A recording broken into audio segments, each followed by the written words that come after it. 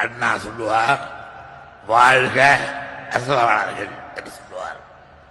ஒரு முறை அண்ணா சட்டசபையிலே சொன்னார், ஐயா, என்னை திட்டித்தான் வசைவாடைத்தான் என்னை இந்த முதலமைச்சரிடத்தில் வந்து உட்கார வைத்திருக்கின்றீர்கள். இன்னும் திட்டுகிறீர்களே, என்னை எங்கே இதை விட இயந்திரத்திலே கொண்டு வைக்கப் போவதில்லை என்று தெரியவில்லையே என்று அண்ணா சொன்னார். நான் அதைத்தான் சொல்கிறேன்.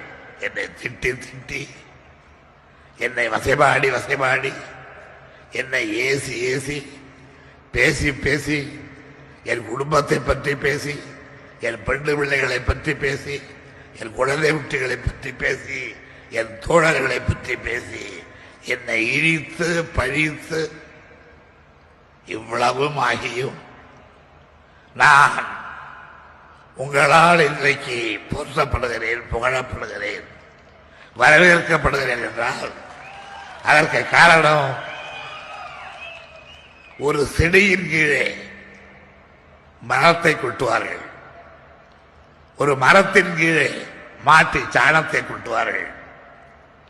அது இழிவான பொருள் தான். ஆனால் அந்த மாட்டி சாணம், மரம், இவைகளெல்லாம் எருவாகி அந்த மரத்தை, செடியை, கொடியை வளர்க்கும். அதை போல என் மீது கொட்டப்படுகின்ற மரமானாலும் சாணமானாலும் இழிவான மொழிகளானாலும் அவைகளெல்லாம் எருக்களாகி என்னை இன்றைக்கு வளர்த்துக் கொண்டிருக்கின்றன என்பதை நான் அவர்களுக்கு தெரிவித்துக் கொள்கின்றேன்.